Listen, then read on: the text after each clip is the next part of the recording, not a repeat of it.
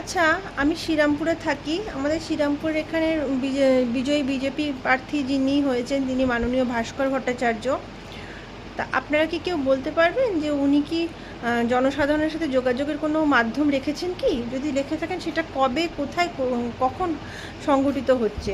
কারণ কি আমি ওনার সাথে পার্সোনালি যোগাযোগ করে কিছু সমস্যার সমাধান করতে চাই। তো যদি কেউ জেনে থাকেন, কোনো বন্ধু, কোনো আমার চ্যানেল ভিউয়ার্স, তারা যদি জেনে থাকেন তাহলে দয়া করে আমাকে জানান। শ্রীরামপুর, হুগলি ডিস্ট্রিক্টের শ্রীরামপুরের বিজয়ী প্রার্থী ভাস্কর ভট্টাচার্য মহাশয় সম্পর্কে আমি জানতে চাইছি। যেমন মাননীয় মুখ্যমন্ত্রী শুভেন্দু অধিকারী জনতার দরবার খুলেছেন, তেমনই ভাস্কর ভট্টাচার্য মহাশয় কি কোনো জনতার দরবার বা জনতাদের মানে জনসাধারণের সাথে কমিউনিকেট করার কোনো কি স্থান বা সময় কোনো কিছু কি নির্দিষ্ট করেছেন? তাহলে যদি করে থাকেন দয়া করে আমাকে জানাবেন। আমি একটু ওনার সাথে কথা বলবো, একটু ওনার কাছ থেকে জানতে চাইবো যে আমার কিছু সমস্যা আছে, সেই সমস্যার সমাধানগুলো আমি কী করে করতে পারি। অনেক অনেক ধন্যবাদ।